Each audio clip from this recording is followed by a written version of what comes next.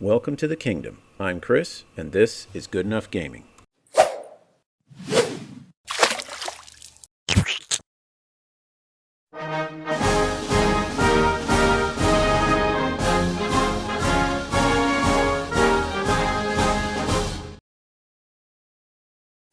Howdy folks, and welcome to this painting video where I'm going to be painting the Tzeentch Acolyte. Throughout the video we're going to be painting skin, cloth, white, and bronze. So if any of those appeal to you, you can stick around or skip through to find the particular one that you want. I undercoated it in gray because Tzeentch is supposed to have very, very bright colors, and I didn't want to do it in black because then that really mutes the colors, but I also don't like doing white just because I find I have to do so many more coats of paint. I make more mistakes. It's harder to tidy. I just prefer gray as a nice middle ground. You still get fairly bright colors, but gray is almost as forgiving as black is when you miss something. Now, since the skin is the biggest area on the model and the one that's probably going to take the most time, and the way the model's designed here, I can paint the skin without having to worry about ruining it when I paint other stuff because it's the deepest part of the model. We're going to start with that. Now, I use the same basic pattern for my skin tones here. Bugman's Glow for the base color, Cadian Flesh Tone for the lighter muscles and highlights, and then edge highlighting with Kislev Flesh to really make those muscles pop. So that's the exact same kind of scheme that I use here. I use it for just about every single model I paint that has a fair skin tone. Now, like I said, because the skin is the most prominent color on the model, it's the one that is going to take the longest to cover everything, so that's why I do it first. And don't worry if you get paint on armor or masks or stuff where you don't really want it to go, because everything's going to be painted over top of it. Now, don't intentionally cover the whole thing in flesh tone, but the part that you're going to be painting the most, I'd say paint it the first, unless the model's details really kind of prohibit that. But here, I'm going to have access to pretty much everything else without a whole lot of trouble. So paint it quick. You'll probably have to do 2 coats, even though the gray is a little more forgiving with letting the paint thin and show through. So as I said, we move on now to the highlights. Don't paint over all of the Bugman's Glow. Let the Bugman's Glow be your shadow, unless you want to use flesh wash or something to darken the areas. Instead, paint most of the skin, especially the muscles, but anywhere where you have a recessed area where muscles meet, leave the Bugman's Glow there untouched, and it will provide a nice shade for you.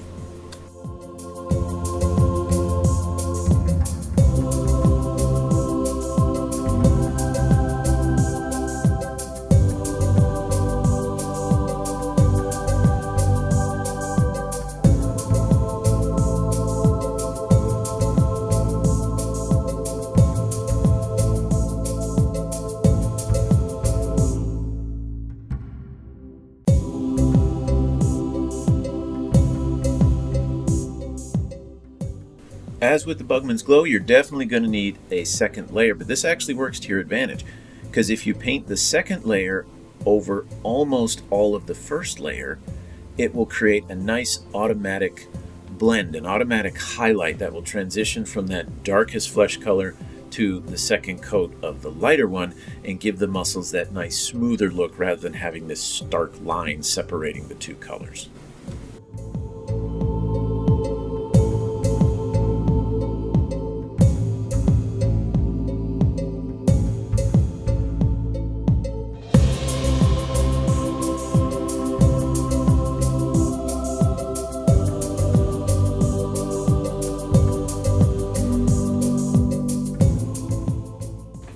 By the time I was done painting the second layer of the second flesh tone, it still wasn't completely dry all over. So rather than risk messing it up with the highlight, I decided I'd start painting the gold or brass trim around the armor. And here's where you're going to have to start being a little bit more careful, because if you slip, you'll then get something on the skin. And while it won't be too hard to touch up, because right now it's just one simple color, you paint another layer of the Cadian flesh tone over top, it's always better not to have to redo something you just did. So all of the armor got 2 layers.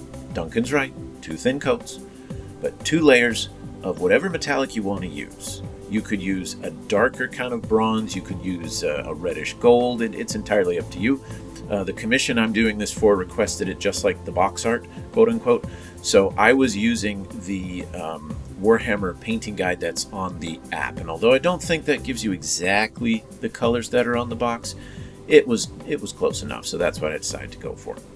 I also do the shield here. Now you can see I'm getting super messy, and it's spilling over onto the actual inner part of the shield. But as I've mentioned with other models, I actually find it easier to paint the broader area of the shield because the raised edge acts as a nice guide that keeps my brush from spilling over. Whereas when I try to paint the inside of the shield first and then very carefully paint the edge, I always get paint back on the inner part of the shield. So instead, I do the edge of the shield in the gold, and then come back and we'll do the blue on the interior of the shield a bit later, and I'll help use the texture of the model to keep my brush from going all over the place.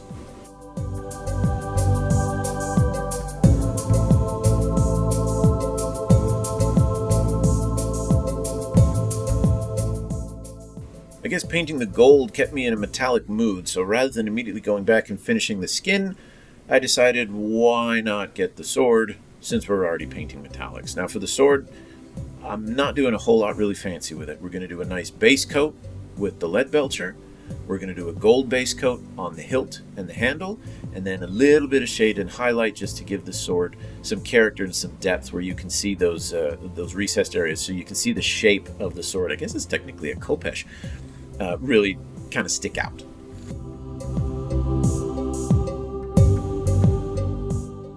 Okay, while I am going to bust out the Reichland flesh shade, it is not to put on the skin. Instead, we're going to use this to shade the bronze.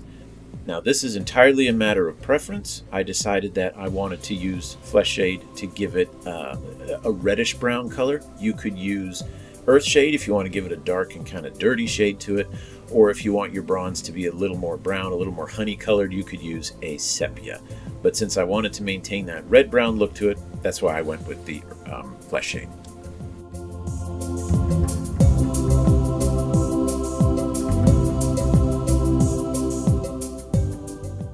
Okay, now it's time to go back and finish the skin. So we got our lightest flesh tone, Kislev, and with this we only get the edges of the tops or the highest parts of muscle. We don't paint the entire muscle, just the areas that are going to get hit most by the light. And I'm not exactly a huge expert on this. Remember, we're going for good enough here. It's technically a zenithal highlight, but just be careful. Check the box art, or check whatever image that you might be using to guide you with your painting. But things like knuckles, sharp points, areas where the muscles, like the heel there, stuff like that, where you're going to have much more of a noticeable raised area in the flesh, that's where you want to put a little bit of the Kislev here.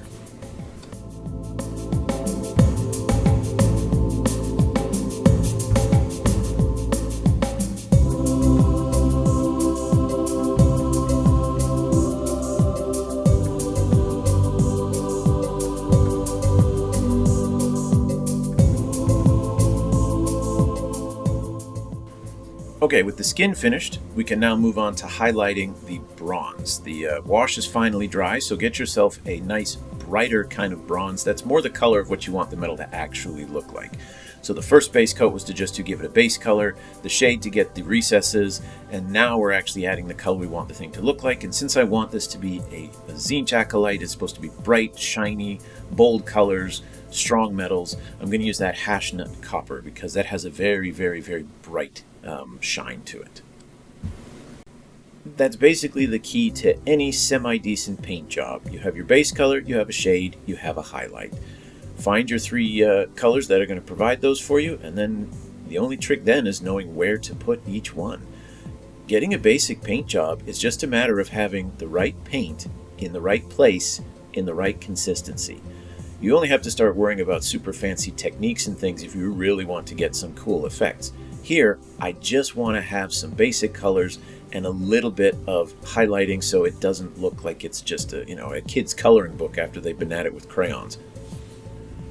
So with that hash nut copper done, we're going to now do the teeny bit of gold that's on the model. There's a little bracelet on his arm, and then there's the hilt and handle of his sword.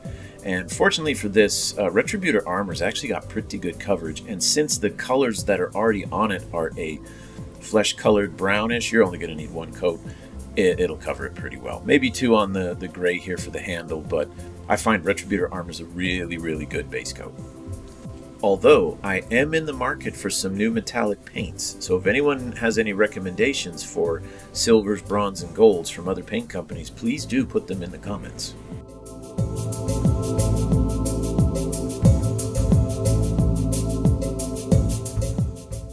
Now, one of these days, I'll test out non-metallic metal, but that's not going to be today. So instead, I'm going to darken the metal on the sword by using Drakenhof Nightshade. You could use Nuln Oil or a black wash, but again, this is Tzeentch. They're supposed to be color, so I'm going to use a blue shade instead of a black one, and just kind of gob it on areas in the sword where you can see that the sword curves or dips inwards. All right, put a fair amount on there and let it just soak into where it's supposed to go. It doesn't matter if you cover the whole sword in blue, because eventually we're going to re-highlight over top, but we want to give it a nice color in the dark areas of that blue. Now, while waiting for those washes to dry, we'll start doing the armor, and I accidentally already painted the shield and the shoulder pad of our test model here. So unfortunately, I was painting a couple of these acolytes all at once in a batch and just filming the ones that I was going to show you. So I very badly here grabbed one of the ones I hadn't done yet and painted it half off camera because, you know, I'm a total champion like that. But pick some kind of dark turquoise. Incubi Darkness works. Stegadon Scale Green works. But something like a blue-gray, a blue-green, but a fairly dark one, because this is going to provide your deepest shade for the shield and for the shoulder pad. And you're definitely going to need two coats, because that gold, if you get any on that, on the interior part of the shield, it's going to take a couple layers to cover that all with the blue.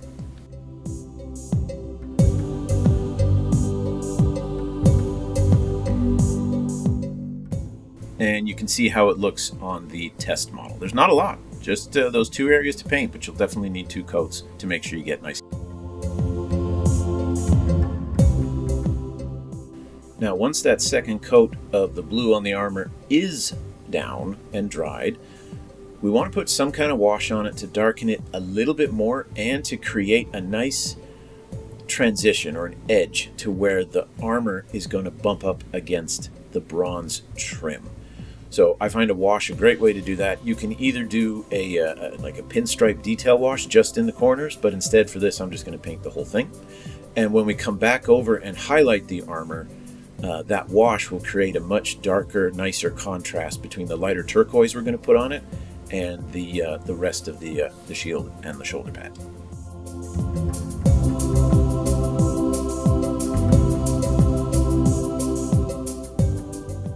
So at this point, the wash we put on the sword will be fully dry. So now we want to highlight the raised edges to create a nice contrast between the shade and the sharper parts of the blade. So get Ironbreaker, Runefang Steel, whatever bright silver you want to use, and either using a very fine tip or just using the edge of your brush, get those raised parts at the blade and at the other areas of the sword where it's at a raised point.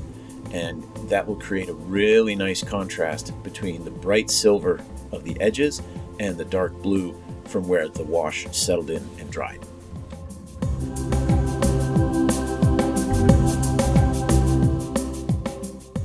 Okay, time to get to the shield and give this guy some color, because right now he's just skin and metal.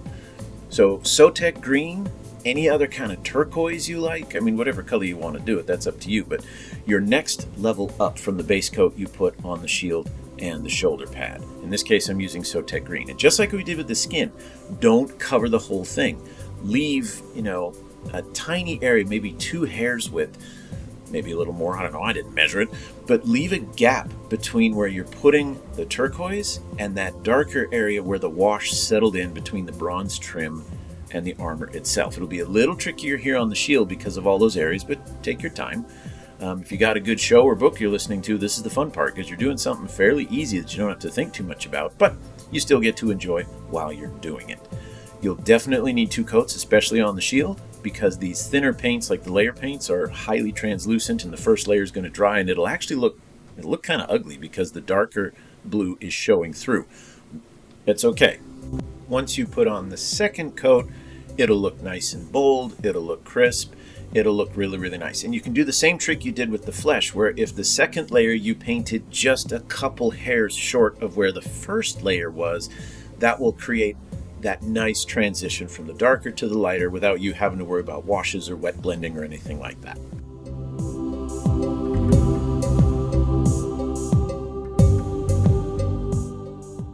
So just like we did with the flesh, we have one more level of highlight, our brightest blue, in this case Temple Guard blue.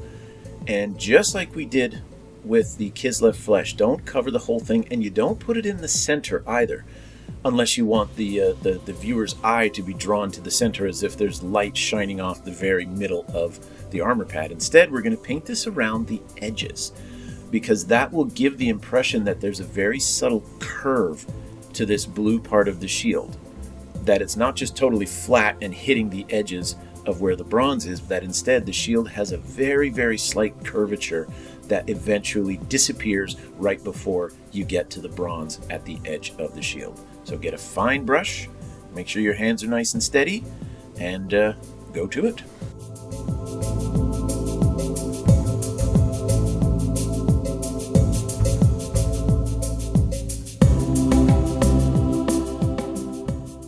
Now that the shield is totally finished, grab the whatever colors you use to do the bronze, and you can finish off that icon at the top of the shield. I knew I would get blue all over it while painting the center, so I waited until it's done, because usually raised areas are easier to paint than recessed ones.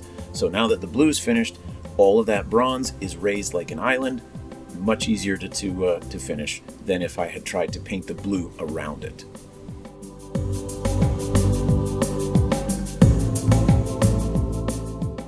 Okay, now here we're going to work with two things that can sometimes be tricky, but if you pull them off right, they can look really nice. Painting with white and painting cloth. Now, I actually like painting with cloth because typically the model is sculpted with the highlights and recesses very well defined for you. What I hate painting is when you try and give illusions of shadow and highlight on something that's flat or mostly flat. And as far as painting white, I have kind of a tried and true scheme I always use. I start off with Celestra Gray. As you can see here, it almost looks like a white when it's wet. Once it dries, it's a very, very light gray, but it works as a really good shadow for the brighter whites that we're going to paint on top, and it usually provides pretty good coverage. I've even been able to cover over a model that was primed black with 2 layers of Celestra Gray. So a steady hand, be careful not to get anything on the skin or other areas, and 2 layers of coverage of the Celestial Gray or whatever your light gray is on everything.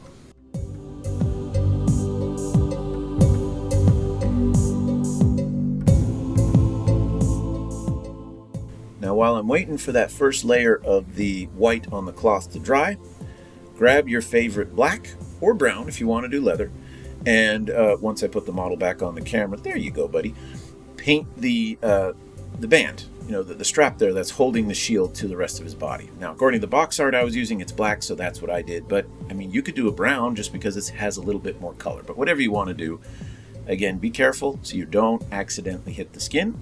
I also noticed here that I hadn't yet painted the little orbs on his belt, so I decided to grab the metal and finish those up too.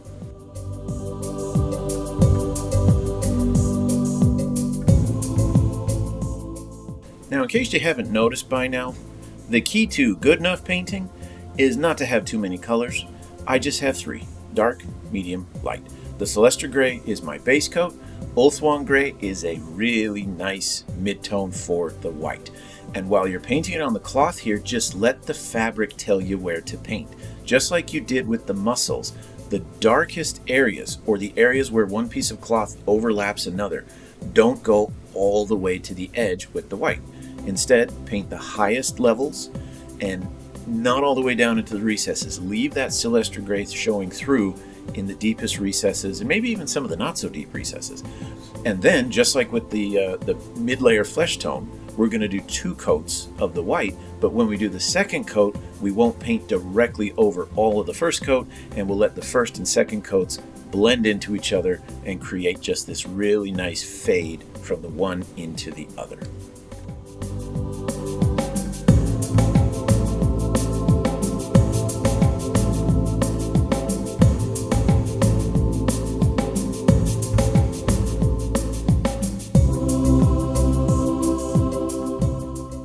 And rinse and repeat for the white, just like we did for the bronze, and for the blue, and for the flesh. I'm just going to put white on the very top of the cloth and on the most raised edges.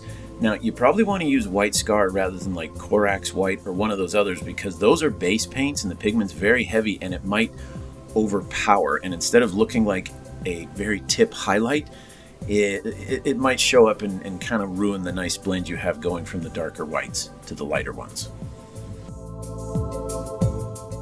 And this last bit is just adding one tiny little highlight to the chest, to the strap on the chest. You can use any gray.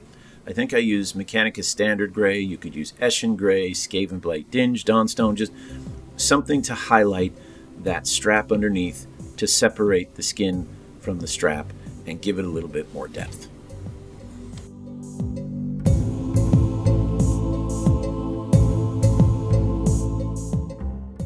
And there you have it all finished. I'm telling you, the key to a decent tabletop standard is just the 3 colors. A dark, a mid-tone, and a light, and knowing where to put them so that they complement each other. So hopefully this video was helpful for you. I think it's a decent paint job here. It might not win me any golden demons, but I'd say it's good enough.